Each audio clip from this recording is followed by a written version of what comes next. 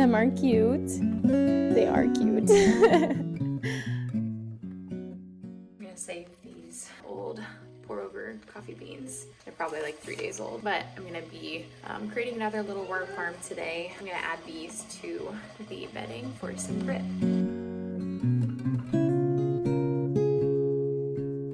I wanted to take you guys around the house with me today. We've got a few things we're going to be doing. I'm going to be starting another little worm farm. I just posted a video on how to start a worm farm, and I've already learned a lot in the first week. I have noticed that a tub that big, which was 18 gallons, was somewhat difficult to manage, like the climate inside the tub, and so they're starting to show some areas of mold, which is not good. And so I'm going to try to rescue my worms out of there and include them into this new little tub I'm making. I actually ordered some 12 quart, I believe, tubs on Amazon. I'll post a link for that as well. I know that is actually really common, probably more common than the tub I was using for a worm farm, just because of its size and its convenience. It's easier to carry. An 18-gallon tub full of worm castings is not going to be easy to lug around. But again, it's a learning process and it still works. I mean, if you had time to aerate and manage and had plenty of holes and all sorts of other components, if you had time to do that, then that 18-gallon tub is just fine and you could make it work, and you certainly don't have to fill it up all the way. It was the cheapest option because it was $6 at Menards. Well, it was $12 to get 2 of them, but all right, so I gotta trudge out in the snow now. It's really not that much. I mean, the ground's probably too warm for any snow to really sit on it. Wow, isn't this a hot look? I am styling. So, stay here, Bubba. I went to work, and instead of shredded paper like I originally did in my first video, which still works, it's fine, but it layers and it gets all compact and it's not as aerated as cardboard would be. So I went to work and I actually shredded some cardboard, and I would definitely prefer that over the paper now that I've done that. The thing with the cardboard is you want to pre-soak it, and obviously we're in the middle of renovation and we don't have any water filtration systems or anything, so it's all city water, and that is like the least preferred. Obviously, like, worms would prefer natural moisture in the soil, like rain or filtered water that has some benefits to it that just our city water does not. So anyways, my wheelbarrow actually caught a bunch of rain this last week, and so I grabbed the bag of the shredded cardboard that I have, and I just poked really small holes in it and sat it down in that water, and I checked it this morning and it's full of water. So I need to go over there, grab that bag, and I'm going to put it right in the tub because I don't want to get our floors all sopping wet, because it's probably going to have sitting water in it, but then wring it out because you want the consistency to be like a wrung out sponge. I'm going to try to get all of the water out. I don't want to puncture a bigger hole than what's in there because I don't want the cardboard to come out with it. No, I cannot believe it's snowing.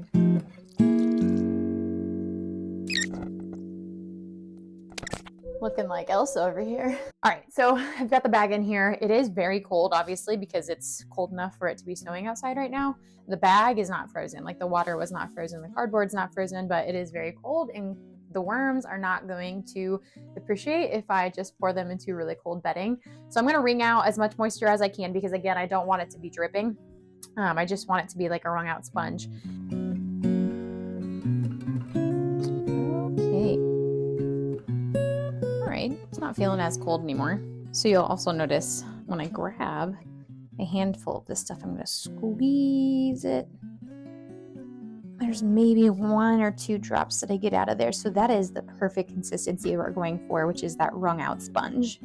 So a few things that I have here that are a little different than the first worm farm that I created. I am using cross-shredded cardboard that's been pre-soaked in rainwater. If you only have sink water, that's okay.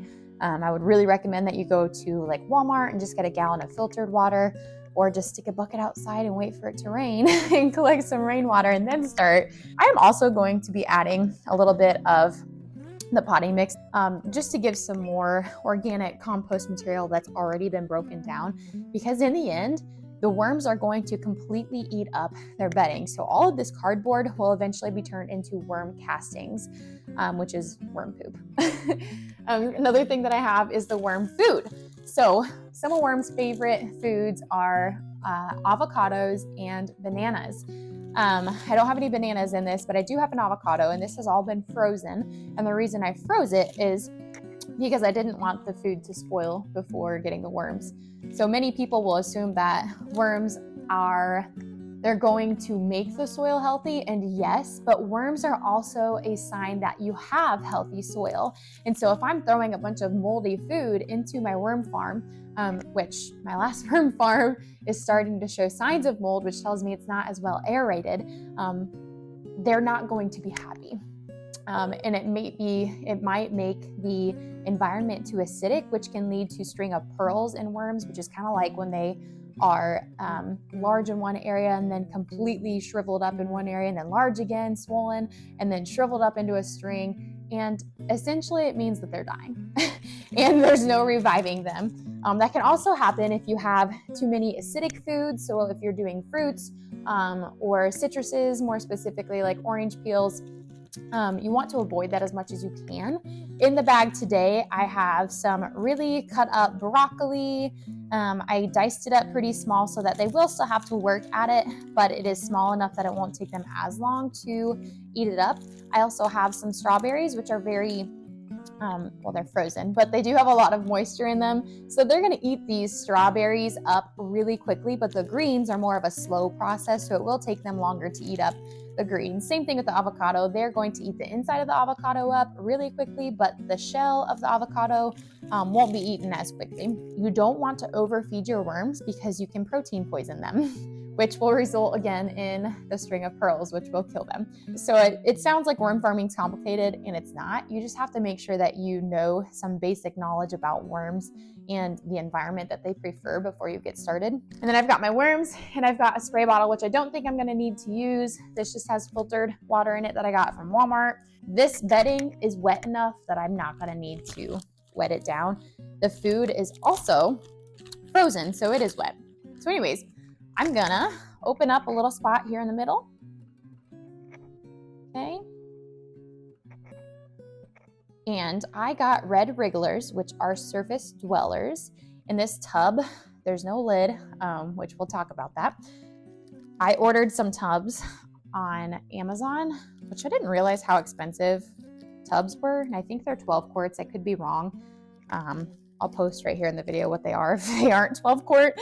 I'll post the links in the description box below as well, but they can be pricey. So because I couldn't afford that right away, I just bought this little wash tub from Walmart, which I can't even remember how much it was, but it was less than $15. Red wrigglers, they are surface dwellers. Here's my avocado. So they are going to stick towards the surface, so you don't have to worry about burying your food. The only reason I'm creating a little bit of a hole to put this food in is because I don't want fruit flies. So it's not uncommon to see fruit flies and other little critters in your worm farm because you are creating an atmosphere for nature to do its thing. So that is that. I don't think I even need the other part of my avocado. I'm just gonna do the one half that I had in there. I've got the strawberries down, and I'm gonna sprinkle some broccoli in there. This is like a worm charcuterie board. So I didn't even use all the food in this bag. You really don't need to start with a lot. And then I am also going to sprinkle some of this potting soil because it does have some natural organic composting material in there, and I'm just sprinkling it. It was just a small handful. I'm also going to grab my coffee grounds from the table that I showed you earlier. So if you haven't seen my worm farm setup video that I think was 1 or 2 videos ago, worms have a gizzard that helps them process the food that they are eating, and adding things like grit, which you can do zeolite, you can do rock dust, you can even grab sand from your local playground. You don't have to buy anything. Or you can use dried coffee grounds that you have used. These are about 3 days old. It's okay if they're a little moldy. That's not too big of a deal. But these grounds, you would have never known that I used them. So I'm also going to sprinkle these on top to help give the worms some grit to help process their food. Just a sprinkle, nothing crazy. I still have the majority of those coffee grounds. I will give it just a little spritz to get those grounds in the soil. Oopsie. Okay. So these worms came in peat moss, which is very common. It's another additive to compost that you'll see even in gardens and in soils. When you purchase them, you'll see peat moss as part of the mixture. These worms are probably going to be balled up because they're a little stressed. They've been in this bag for, well, probably 3 to 4 days that it took for them to arrive, and then another 2 or 3 days here in my house. So let's get them out.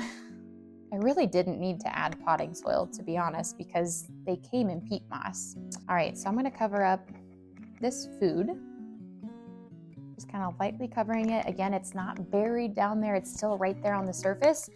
We're gonna wiggle these worms out. I'm gonna just spread them lightly over the surface to help them, there they go, to help them separate. Hello guys, welcome home.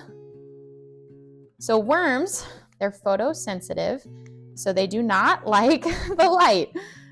So when you hold a worm in your hand and it wiggles around, it's not wiggling because it's trying to give you a show. It's wiggling because it's like, ah, the light. They are not fans. They're not fans of the light. They do not like it. All right, here's a great example. You see this ball, ugh, feels so weird, ball of worms. They were stressed out in that bag.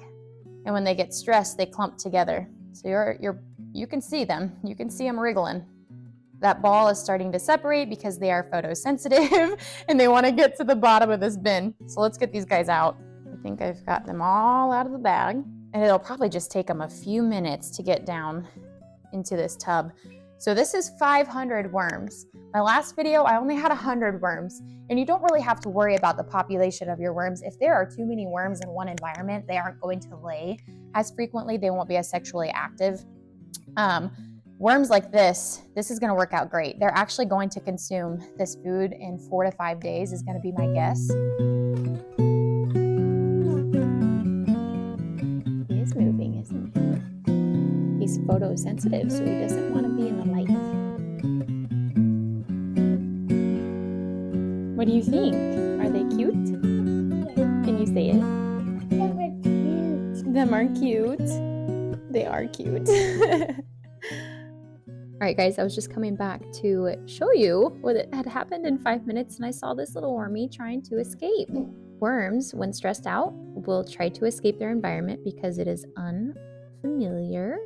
It's very foreign, and they don't like it. So I'm actually gonna push this guy back down into his bed. You can see another guy over there trying to escape. So one way that you can try to eliminate this from happening is getting a light and putting it directly over the bin, because they are photosensitive, and so they're going to try to bury down into where it's dark. All right, so hello, Mr. Nosy.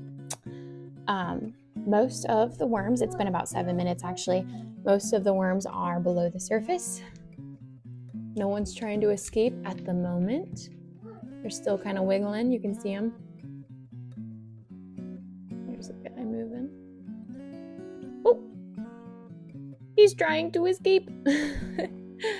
No, go back to your home. I made this for you.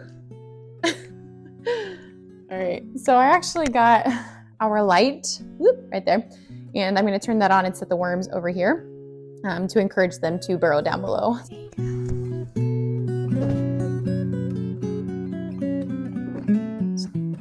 What are you doing? You smell some new friends. Yeah, the few that are on the surface right now are like, ooh! And they're going down. So sometimes the light just from your house, like your ambient light in the house, and even daylight isn't enough to keep them burrowed down beneath the surface. And that's really important for the first couple days as they're getting acclimated to this new environment. Because again, it's unfamiliar. They're gonna try to escape, but this is a really good strategy to keep them from doing that. And this container, like I said, is not a tub. It didn't come with the lid. It's just a wash bin from Walmart. So as soon as they are in their home and they're not trying to escape, I can even do clear wrap or something on top and just puncture a bunch of holes, but that will keep them from being able to climb out of the sides. I can also just set another lid on top, but that does run the risk of them coming out the sides if they ever feel like escaping. So we'll just kind of play that by ear. Right now, I just I'm adding the light, I'm leaving it uncovered, and I'm gonna come back in probably 3 to 4 days and check on their food, which I know where I planted it. So I'm gonna unbury it and check it and probably give them some more food. So that's really all that I had planned to do in the house today, our house chores for the day. If you haven't already, hit the like and subscribe button. You can even hit the little bell if you want to get notifications that I'm posting another video. I would really appreciate your support, and I would love for you to follow along and to be blessed and to be encouraged by the videos that I'm sharing. Until then, I'll catch you on the next one. See ya.